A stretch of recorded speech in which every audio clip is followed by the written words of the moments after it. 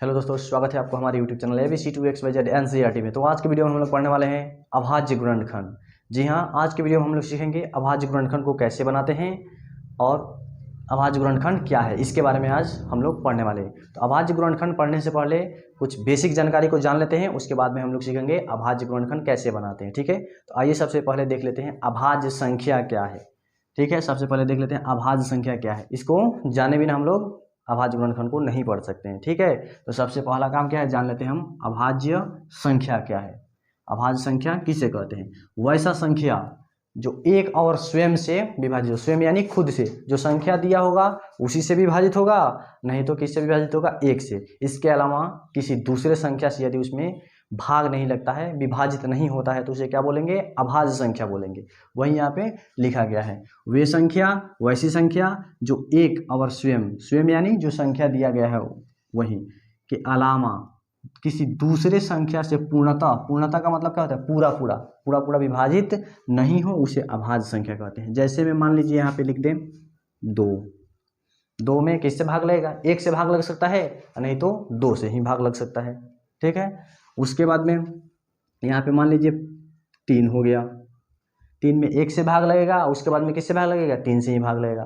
तो वैसे ही संख्या लिखना है जिसमें एक से भाग लगे और खुद से भाग लगे, यानी जो संख्या दिया गया हो उससे भाग लगे। इसके अलावा यदि किसी दूसरे संख्या से भाग लगता है तो उसे हम लोग अभाज्य संख्या नहीं कहेंगे। ठीक है, उसके बाद में आगे क्या आएगा? 5 आएगा, 7 आएगा, 9 नहीं होगा, क्योंकि देख लीजिए 9 में एक से भाग लग सकता है, इसमें 3 से भी लग सकता है और 9 से भी लग सकता है, लेकिन परिभाषा में क्या बोला गया है? एक से लगना चाहिए और जो संख्या दिया है उसी से लगना चाहिए। यदि इसके अलावा किसी दूसरे से लगता है तो वो अभाज्य संख्या नहीं होगा। तो देखिए एक से तो लग रहा है, जो संख्या दिया है उससे भी लग रहा है, लेकिन ये एक दूसरा संख्या आ गया तो इसको हम लोग अभाज्य संख्या नहीं कहेंगे। ठीक है, तो 9 यहाँ पे नहीं होगा, ये ध्यान में रखना है। उसके बाद में क्या हो जाएगा? 11 हो जाएगा, उसके बाद में 13, उसके बाद में फिर देखिए 15 नहीं होगा। 15 क्यों नहीं होगा? क्योंकि 15 में किससे भाग लगेगा? एक से तो लग रहा है, सही है, यहाँ तक सही है कि एक से लग रहा है। उसके बाद में आगे बढ़ेंगे तो देखिए 3 से भी लग रहा है, उसके बाद में 5 से भी लग रहा है, उसके बाद में 15 से लग रहा है, लेकिन परिभाषा में क्या बोला है कि एक से लगना चाहिए, नहीं तो जो संख्या दिया गया है 15 दिया है तो 15 से लगना चाहिए, लेकिन इसमें दो संख्या अलग से आ रहा है, इसीलिए ये अभाज्य संख्या नहीं होगा।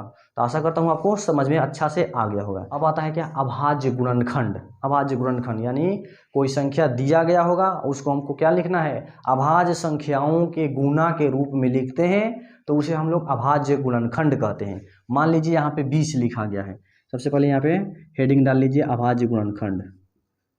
अभाज्य गुणनखंड, गुणनखंड, अभाज्य गुणनखंड क्या है, अभाज्य गुणनखंड किसे कहते हैं और कैसे बनाते हैं। ठीक है, तो अभाज्य गुणनखंड का मतलब होता है, यानी कोई संख्या दिया गया हो उसको हमको कैसे लिखना है? अभाज्य संख्याओं के गुणनफल के रूप में लिखना है। जैसे में यहाँ पे देखिए, जैसे में यहाँ पे 20 दिया गया है, ठीक है, एग्जाम्पल के तौर पे देख लीजिए, यहाँ पे 20 दिया गया है। अब 20 को हमको कैसे लिखना है? अभाज्य संख्याओं के गुणा के रूप में लिखना है। तो 20 को कैसे तोड़ेंगे? कैसे तोड़ेंगे कि केवल अभाज्य संख्या आएगा और गुणा करने पर क्या? फिर हमें 20 मिलेगा।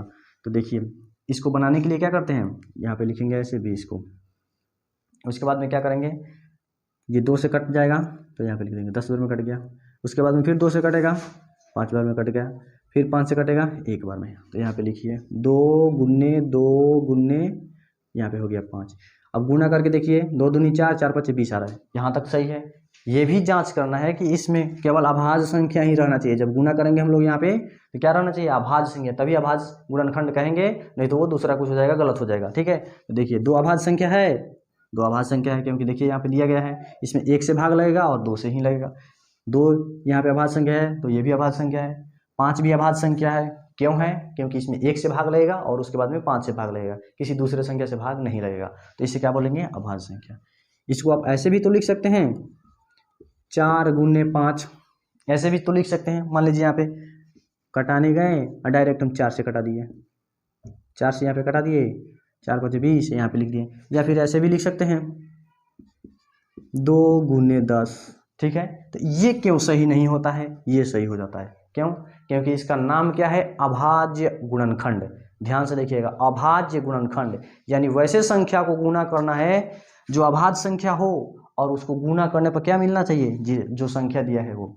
देखिए यहाँ पे तो गुना करने पर मिल जा रहा है 10 दूनी 20, 20 मिल गया, सही है। लेकिन क्या ये तो अभाज्य संख्या है और ये अभाज्य संख्या है, नहीं है, तो यहीं पे ये गलत हो जाता है। अभाज्य गुणनखंड का मतलब होता है संख्याओं को वैसे तोड़ना है कि सभी अभाज्य संख्या ही आना चाहिए और गुना करने पर हमें जो संख्या दिया है वो मिलना चाहिए। यहाँ पे भी देख लीजिए 5 अभाज्य संख्या है लेकिन 4 अभाज्य संख्या नहीं है, इसीलिए ये भी गलत हो जाता है। तो आशा करता हूँ आपको अच्छा से समझ में आ गया होगा। तो आइए एक बड़ा सा एग्जाम्पल देकर उसको बताते हैं।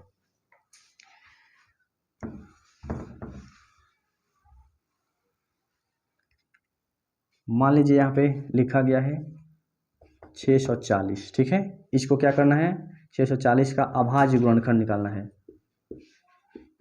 अभाज्य गुणनखंड, अभाज्य गुणनखंड निकालना है, ठीक है।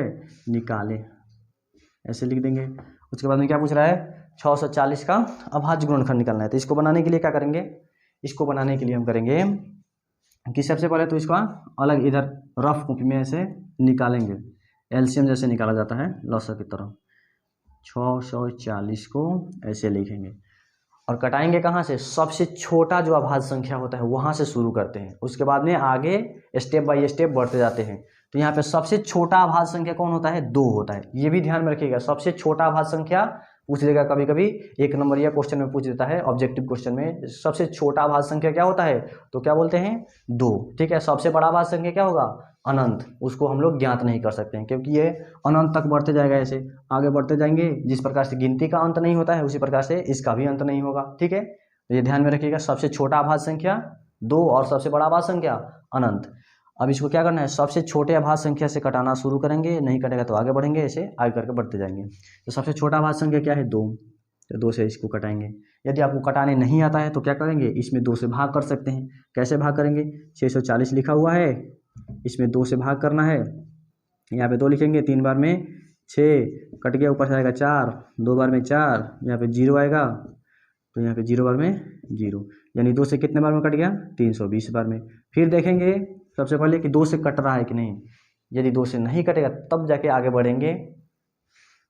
2 से ये भी कट जाएगा, कितने बार में कटेगा, भाग करके आप देख सकते हैं, ये कट जाएगा 160 बार में। फिर 2 से ये कटने वाला है 80 बार में। फिर 2 से ये कटेगा कितने बार में, 40 बार में। फिर 2 से कटेगा ये कितने बार में, 20 बार में। फिर 2 से कटेगा ये 10 बार में। फिर 2 से कटेगा 5 बार में। ऐसे करके ये कटेगा। या फिर इसको आप आधा आधा करते जाएंगे, जब आधा नहीं होगा तब जाके दूसरे संख्या से कटाएंगे, 3 से कटाएंगे। जैसे 640 का आधा कितना होता है, 320। 320 का आधा कितना होता है, 160। ऐसे करके आधा करके भी बना सकते हैं इसको।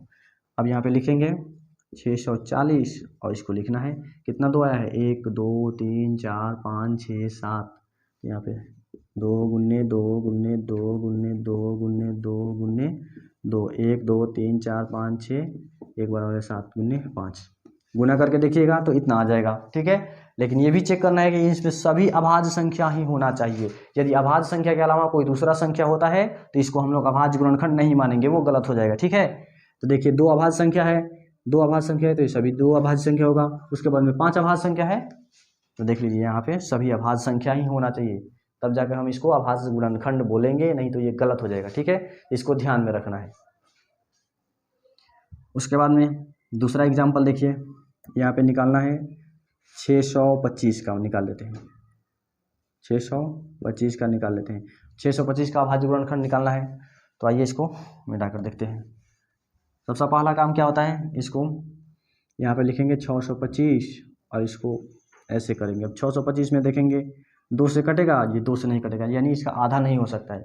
जिस संख्या के इकाई स्थान पर 0 2 4 6 8 रहता है वही 2 से कटता है। तो इसको हम पढ़ाएंगे विभाज्यता के नियम, जब पढ़ाएंगे ना विभाज्यता के नियम को पढ़ाएंगे, उसमें बताएंगे कौन 2 से कटेगा, कौन 3 से कटेगा, कौन 4 से, कौन 5 से, ऐसे करके आगे पढ़ेंगे, ठीक है। तो यहाँ पे ये 2 से नहीं कटेगा। जब 2 से नहीं कटेगा तो 2 के बाद में कौन अभाज्य संख्या आता है, 3 आता है।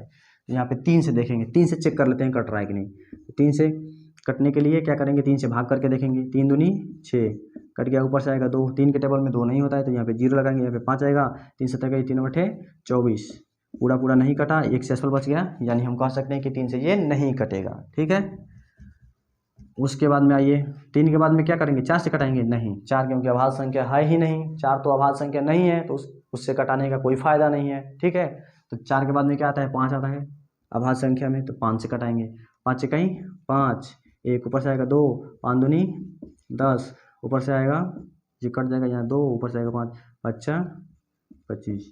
देखिए 5 से कट गया, कितना बार में कटा है, 125 बार में। फिर 125 में 5 से भाग करके देखेंगे, यदि नहीं कटता है तब जाके आगे बढ़ेंगे। ठीक है, इसको ध्यान में रखना है।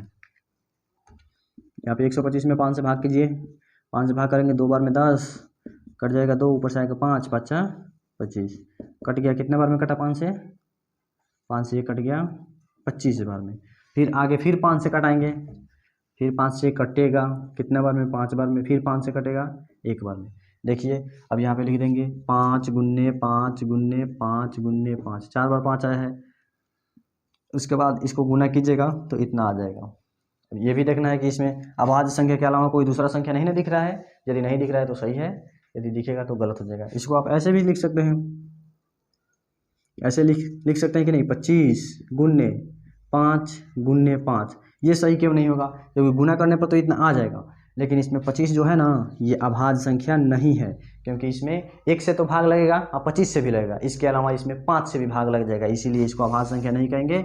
ऐसे बनाएंगे तो ये क्या हो जाएगा, ये गलत हो जाएगा। ठीक है, तो इसको ध्यान में रखना है। ठीक है, तो आपको कुछ होमवर्क के रूप में देते हैं, बनाइएगा और बन जाएगा, आंसर आ जाएगा तो कमेंट में ज़रूर बताइएगा। अच्छा लगा हो वीडियो तो चैनल को सब्सक्राइब कर लीजिए, ऐसे ही वीडियो आप तक पहुँचता रहेगा। आइए होमवर्क में कुछ देते हैं, इसको घर से बनाने का प्रयास कीजिएगा। 720 का अभाज्य गुणनखंड निकालना है। यहाँ पे पहले हेडिंग लिख दिया, अभाज्य गुणनखंड, अभाज्य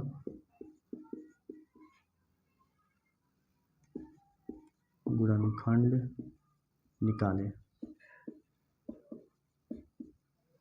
1 नंबर में 740, 2 नंबर में 520, 3 नंबर में निकालना है 320, 4 नंबर में लिख दीजिए 25, 5 नंबर में यहाँ में 70, 6 नंबर में 180, 7 नंबर में 920, 8 नंबर में 1000। इसका आप बनाने का प्रयास कीजिए। मिलते हैं अगले वीडियो में, तब तक के लिए धन्यवाद।